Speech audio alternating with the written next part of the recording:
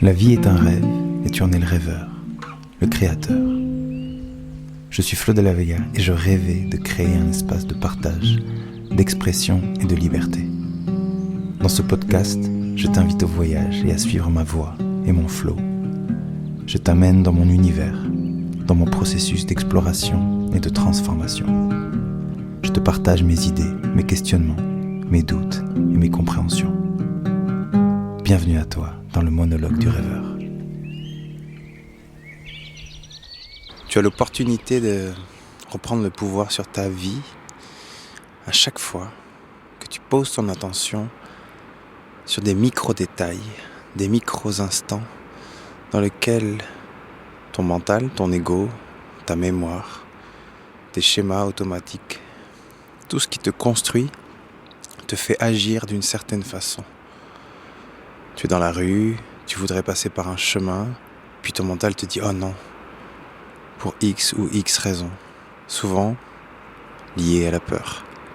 À chaque fois que tu te rends compte de ça, et que tu reprends le pouvoir sur l'instant, et que tu dis « Si, je vais passer par ce chemin, et aller découvrir quelque chose de nouveau », alors tu réinscris en toi quelque chose de totalement nouveau. Tu conscientises ton chemin, tu crées de l'espace et tu permets à ton être de se défaire peu à peu de tous ces schémas inconscients. À chaque fois que tu es face à quelqu'un et que tu peux observer cette voix automatique qui s'active « Ah, ça va ? Comment tu vas ? Ouais, ça va. » À chaque fois que tu arrives à sortir de tous ces schémas automatiques, tu reprends le pouvoir sur ton être, tu reprends le pouvoir sur ta créativité, tu reprends le pouvoir sur ce que tu veux être et devenir dans ce monde. C'est aussi simple que ça. Et comme ce qui nous a construit, ce qui t'a construit, était une répétition, alors joue à répéter chaque jour, chaque instant, de nouvelles façons. De nouvelles façons de te lever, de nouvelles façons de marcher, de nouvelles façons d'aller te doucher, te laver les dents. À chaque fois que tu cuisines, à chaque fois que tu manges, installe peu à peu en toi une nouvelle conscience, une nouvelle présence, une attention fine. Ça ne changera rien à ta vie, mais ça changera tout.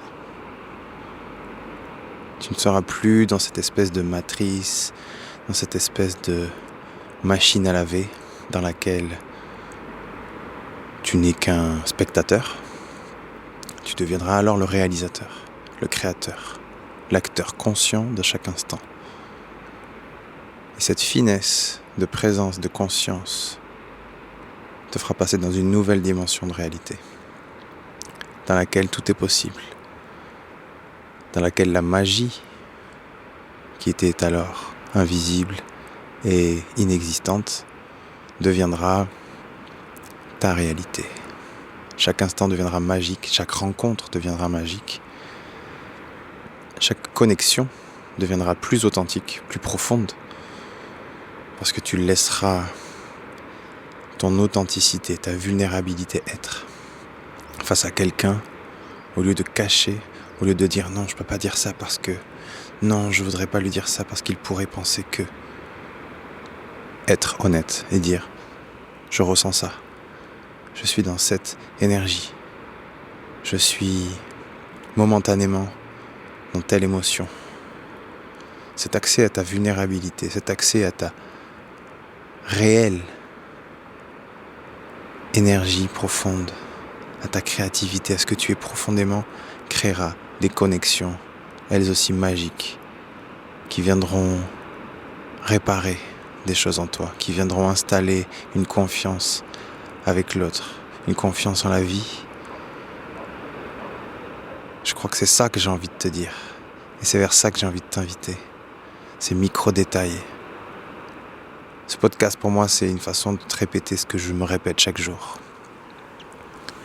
J'étais là, face au soleil en train de se lever, tu entends peut-être la mer au loin, et je me suis vu agir de cette façon. Je suis sur des terrasses et je voyais une personne qui était là, en train de méditer, dans une position bien droite, sur son tapis de yoga, et je me suis vu avachi. Et au moment où j'ai vu ça, j'ai vu quelque chose de très drôle agir en moi. Je l'ai vu se retourner pour faire sa vie et je me suis dit, ah, elle va me voir dans une position qui n'est pas du tout yogi, qui n'est pas du tout méditatif. Et c'était très, très drôle de voir mon ego dire, oh, redresse-toi. Pas parce que c'est mieux, pas parce que j'en ai envie, non, juste parce que l'autre pourrait voir que je suis en train de méditer d'une façon qui n'est pas la bonne. C'était très très très intéressant et je pense que des micro-détails comme ça, on en a chaque jour, à chaque instant. L'ego qui se positionne mal, le mental qui vient guider peut-être un peu trop notre action, notre façon d'être. Et alors, on est quoi ? On est des automates qui réagissons à un programme. Le programme de je devrais être en train de regarder le soleil se lever avec une position méditative, inspiré de quelqu'un de yogi. Mais quelle blague! Quelle blague! On n'est rien de tout ça. On n'est que de la conscience, de l'attention, un pouvoir créateur en mouvement. J'espère que tu arrives toi aussi à observer ces micro-détails. Ces micro-détails sont la clé, selon moi, de la transformation. Pour se transformer, il faut avoir une attention fine de chaque instant, avoir une honnêteté entière sur ce qui s'active en nous, être transparent avec soi-même, ne pas tricher. Si on arrive à ne plus tricher avec soi-même, alors on ne trichera plus devant les autres. On n'aura plus peur d'être ce que l'on est réellement. Et quelle beauté, quel plaisir, quelle libération que de pouvoir être enfin soi, conscient. Évidemment, quand je dis être enfin soi, je pense qu'il y a aussi là une petite subtilité à capter. Parce que notre mental, notre ego va nous dire « Non, mais moi je suis déjà qui je suis, je sais très bien qui je suis, il n'y a aucun problème. » Non, je ne parle pas de cette petite voix-là. Être soi, c'est être dans la pureté de sa conscience et libérer cette folie qu'il y a en nous, ce petit enfant foufou. Libérer cette façon d'être qui n'est pas une répétition de schéma, qui est de l'instinct. Ouais, être instinctif, être pur dans l'instant. En réalité, alors on commence à se rapprocher de soi et bien sûr à incarner les rêves que l'on portait. Peut-être, peut-être pas, peut-être que d'autres s'ouvrent. Je pense aussi que dans cette idée de rêve, il y a parfois aussi beaucoup de pièges, beaucoup de limites. Parfois on porte des rêves qui ne sont peut-être pas réellement les nôtres. J'en parlais dans mon livre et je l'observe constamment en moi. Il y a des choses qui sont là, qui nous obsèdent. Il y a des choses qui nous portent, il y a des choses qui nous transforment. Et puis parfois il y a des rêves comme ça que l'on veut atteindre et on a l'impression qu'ils s'éloignent constamment. Ou on a l'impression que ce n'est pas fluide. Alors on se met à penser, il faut que je travaille dur, il faut que je me mette beaucoup de pression, Je crois pas. Je crois sincèrement que quand on est ouvert à chaque instant, quand on se met à rêver l'instant, à être ce funambule qui arpente le monde en équilibre sur le fil de l'instant, je crois qu'on va directement là où on doit être. Bien sûr qu'on peut poser des intentions, qu'on peut chercher à manifester de manière très active, à créer cette magie, puisqu'elle est là, elle est palpable. Et je crois aussi qu'il y a une part de destinée. Je crois qu'il y a des choses qui doivent arriver. Et parfois certains rêves s'imposent. Certaines réalités se mettent là sur le chemin.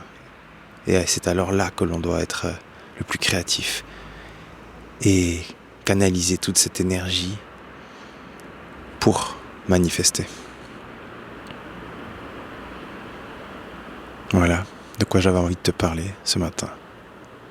Je suis face au soleil, il y a une forte calima aujourd'hui sur Tenerife. Un vent qui vient du Sahara, qui porte plein de particules, de sable, de poussière.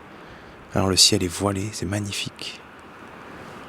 Il paraît que c'est très dangereux de respirer cet air-là.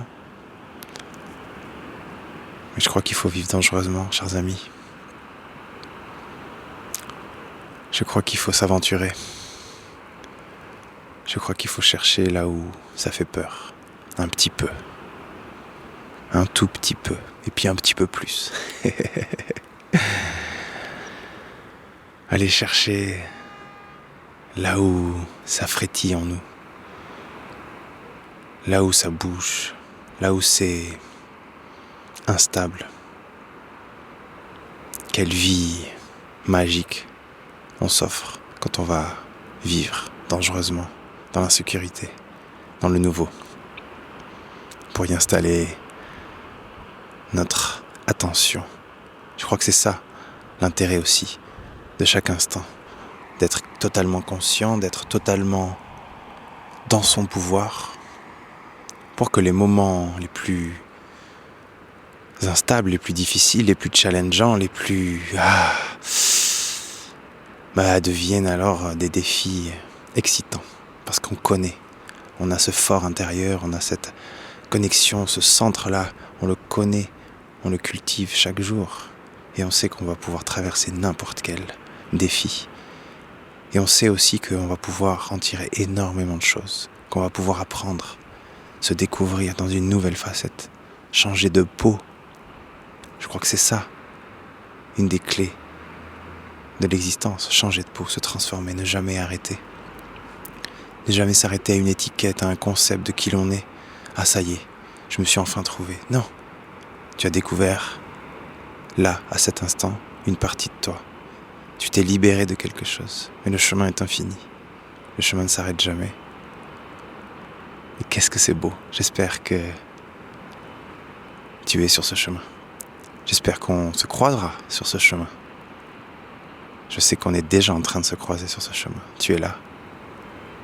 Je te remercie d'être là. À bientôt. Merci pour ton écoute et merci pour ton attention. C'est un grand kiff pour moi de te partager tout ça. N'hésite pas à me soutenir, à diffuser et à partager ce podcast autour de toi. Et si tu veux avoir plus d'infos sur les événements, les retraites, les concerts et tous les contenus que je propose, je t'invite à t'abonner à ma newsletter et à aller checker mon site flodelavega.com. À bientôt.